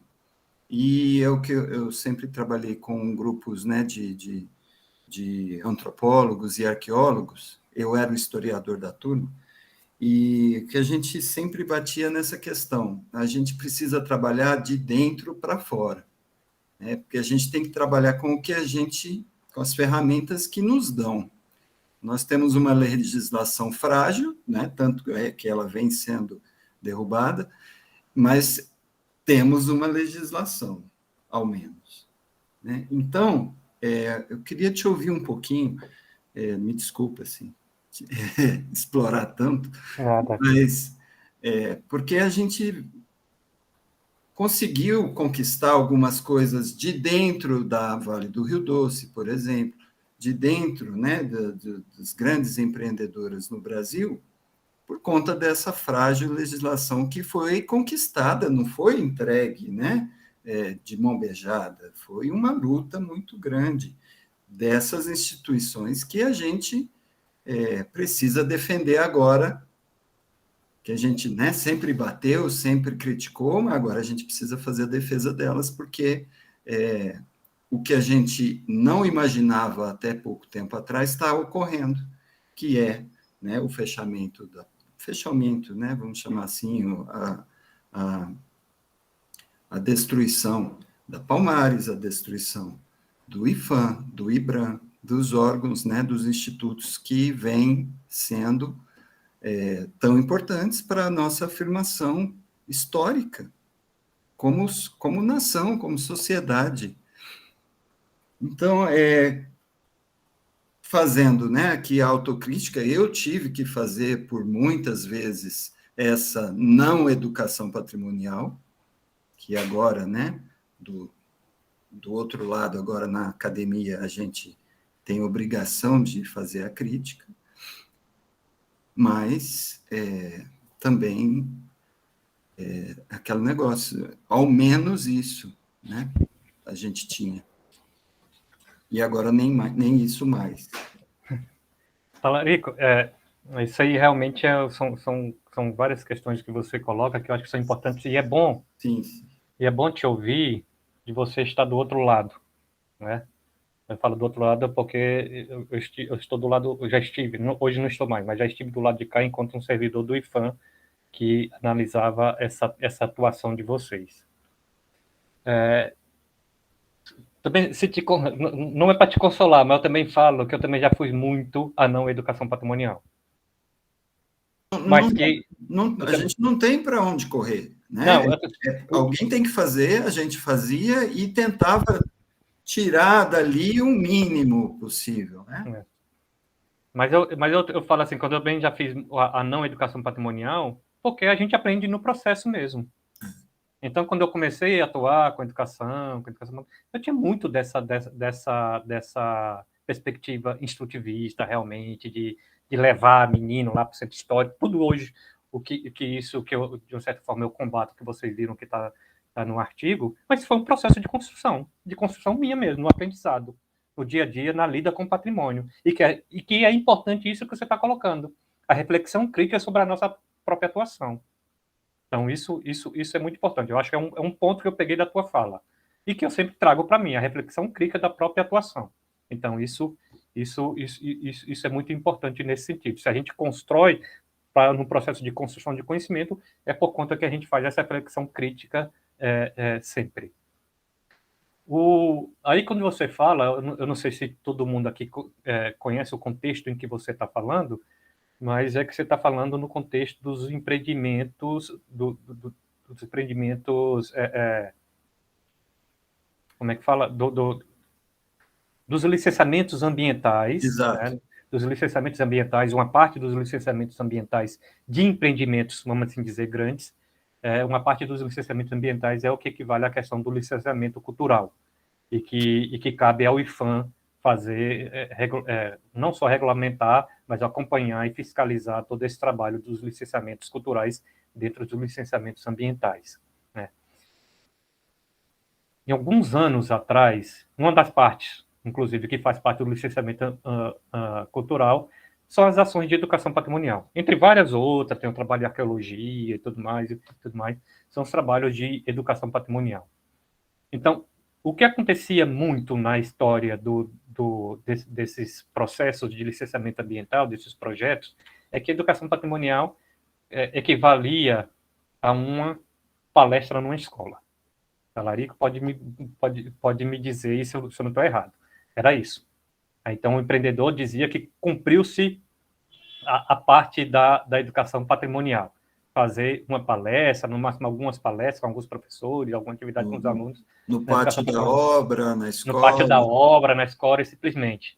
Então, vocês imaginem todo essa loucura que foi com Mariana, com Rio Doce e tudo mais, e fazia parte nesse sentido. A exigência, né, de que isso se revertesse um pouco, que realmente houvesse projetos de educação patrimonial pensando na educação como um processo, uma coisa de médio, longo prazo, isso foi muito uma luta dos próprios servidores do IPHAN, que atuam com essa, na fiscalização e na análise desses projetos de licenciamento ambiental. E que resultou, já vou passar para ti, Rousseff, inclusive numa regulamentação mínima, né, desses licenciamentos ambientais no âmbito do IPHAN, uma regulamentação mínima, que isso como te dizer, foi um conflito de interesses muito grande. E o tal de passar a boiada, que a gente viu muito forte atualmente, que realmente agora está passando a boiada, tentando liberar tudo, mas o passar a boiada não vem de agora, não. Agora realmente está passando a boiada, mas já vem de um pouco antes. Né? Já vem de um pouco antes.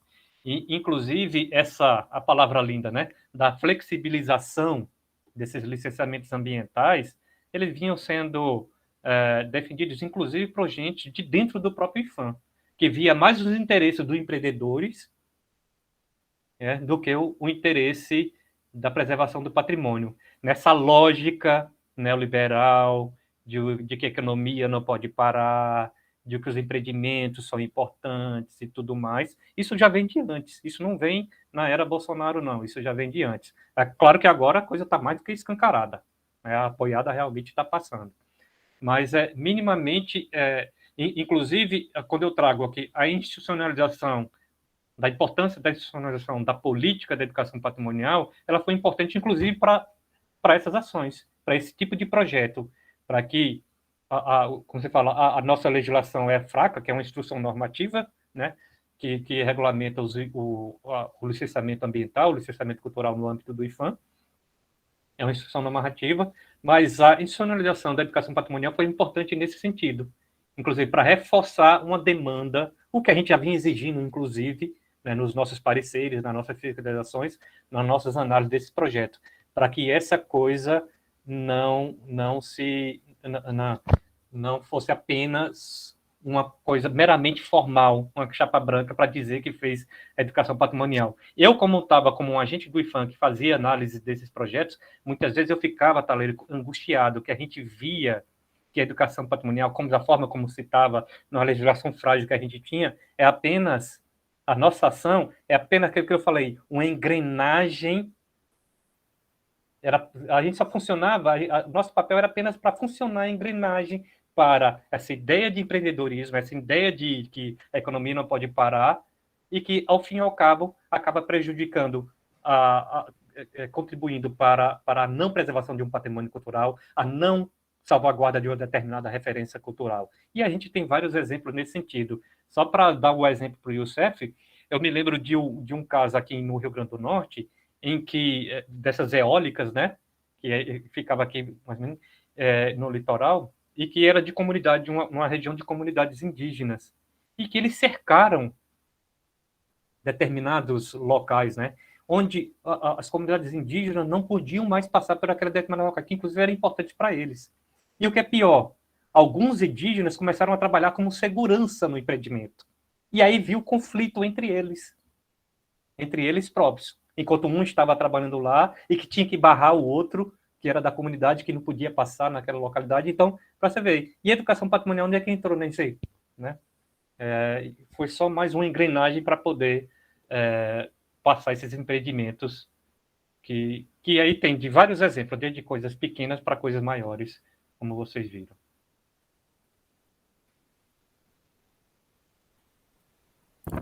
Átila, primeiro, desculpa de eu ter fechado a câmera aqui, mas sempre tem um menino aí, você sabe o que é, né? Tranquilo, uma hora que a gente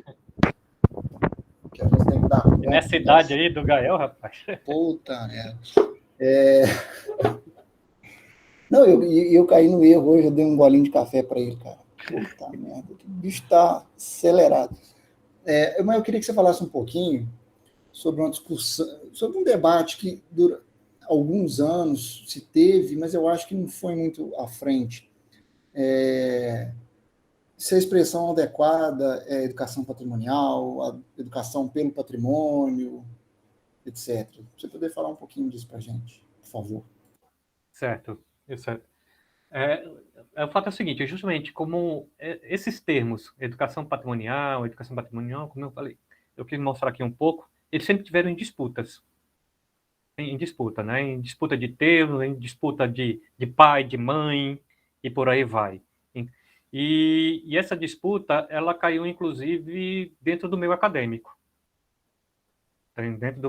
Então, teve gente que rechaçou o termo educação patrimonial, porque era um termo que remetia a uma educação instrutivista, muito colado ao guia da educação básica, né?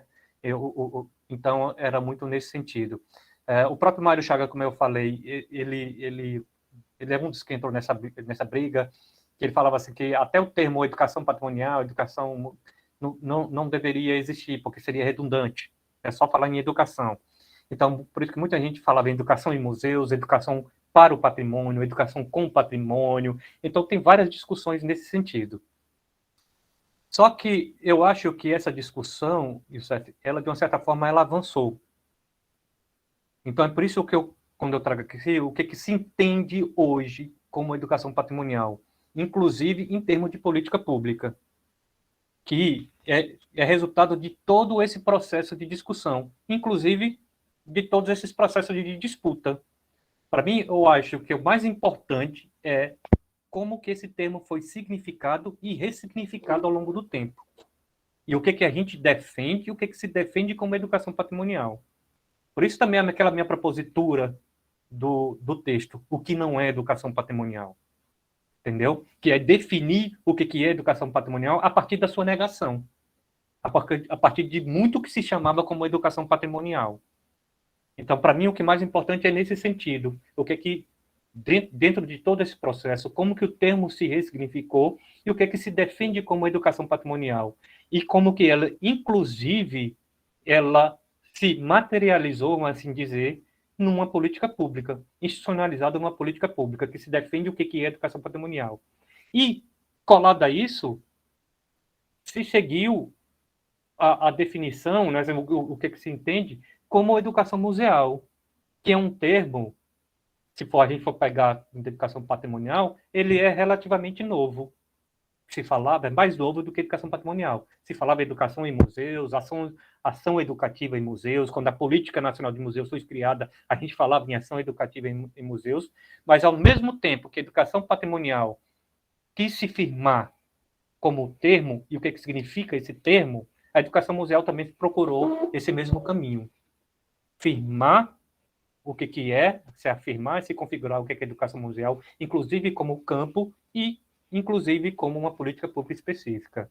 Então, isso tudo teve toda essa disputa, né, que aí partiu das instituições, aí eu falo das instituições que atuam no campo do patrimônio, que atuam no campo dos museus, se inseriu na academia também, Um texto básico que eu uso nesse artigo, que foi publicado naquela revista da ABA, traz muito bem isso, né?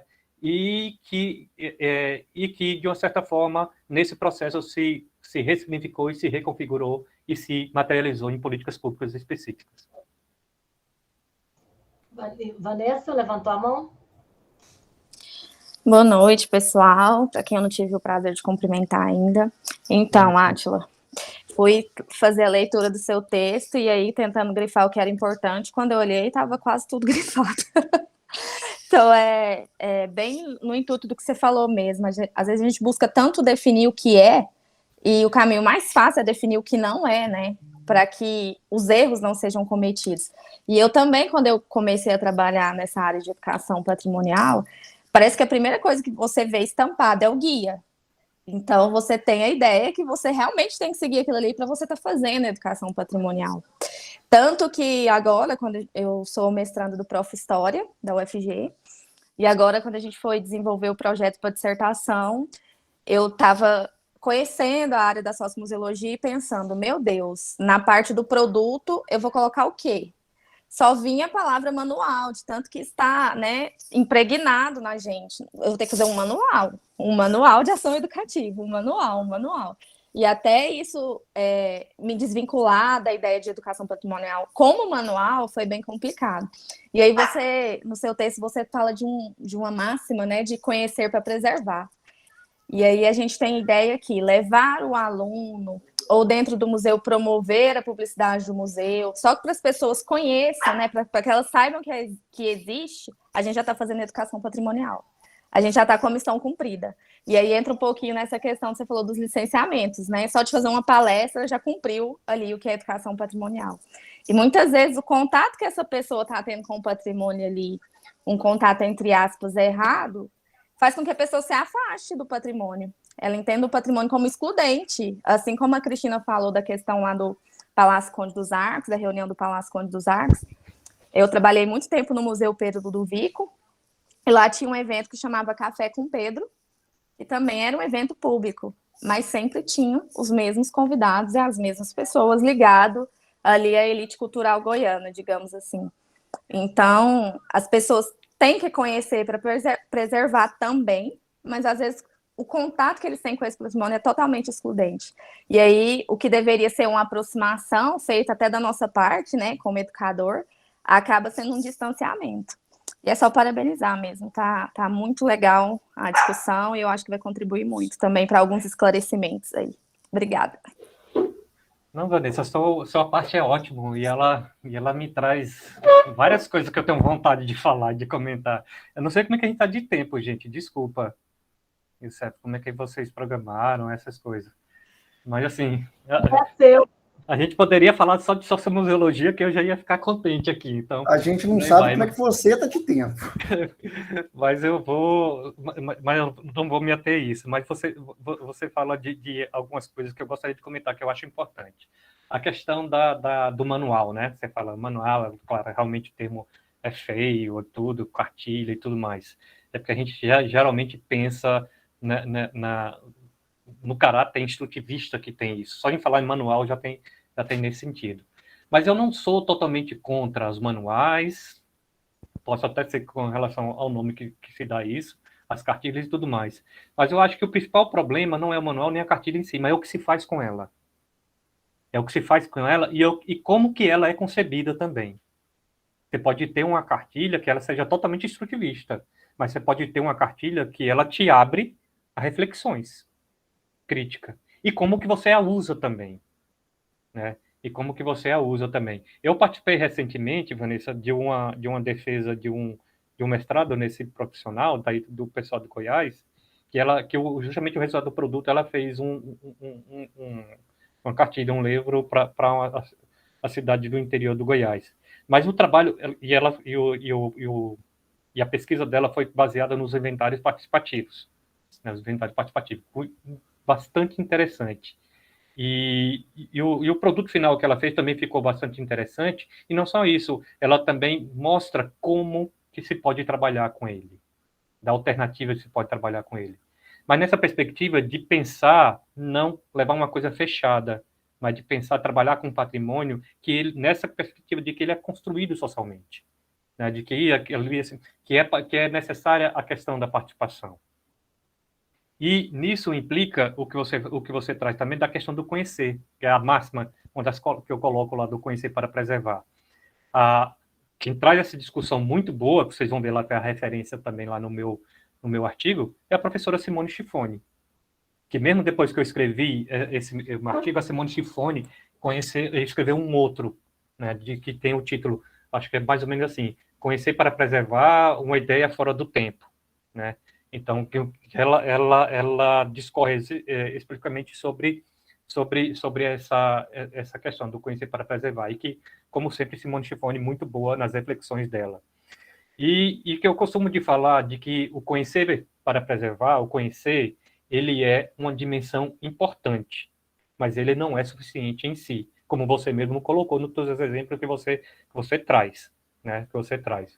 Eu gosto de falar de que tem uma tríade para preservar. O conhecer é uma dimensão importante, mas também, além do conhecer, é preciso refletir. Refletir criticamente, fazer reflexão crítica em termos do patrimônio. E, a partir do conhecer e do refletir, a gente buscar a transformação social. Mas não uma transformação social qualquer, aquela transformação social de que a gente combate a manutenção do status quo, uma transformação social que a gente combate a manutenção dos sistemas que reproduz as injustiças sociais, como eu coloco. Então, essas três dimensões são importantes: o conhecer, o refletir e o transformar. O transformar no sentido de combater as desigualdades, as injustiças sociais nas suas diversas faces. Aí é atuar com patrimônio, não apenas naquilo que eu falo, não apenas numa questão de contemplativa, mas atuar no patrimônio. Aí eu trago novamente Paulo Freire, trago novamente também a professora Maria Célia. Atuar com patrimônio na dimensão reflexiva ativa, reflexiva crítica, na reflexão-ação.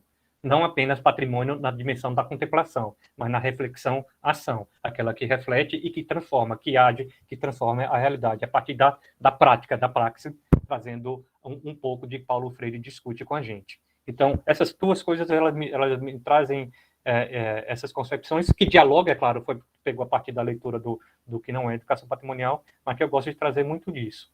E aí eu te oriento, né? Depois das minhas escritas, eu escrevi esse artigo, Simone Schifoni traz muito bem essa discussão. O professor também João Demarque, que é um grande também disso, que tem, acho que vocês também já devem conhecer, que é um grande, também hoje em dia, um grande pensador na área da educação patrimonial, e que traz também essas discussões mais importantes, combatendo essa educação patrimonial, viu, Cef? Essa educação patrimonial instrutivista, que está atrelada, vamos assim dizer, ao que se fazia antigamente. Não que se fazia antigamente, a gente se faz muito hoje, mas do que não é educação patrimonial reflexiva, crítica, freiriana.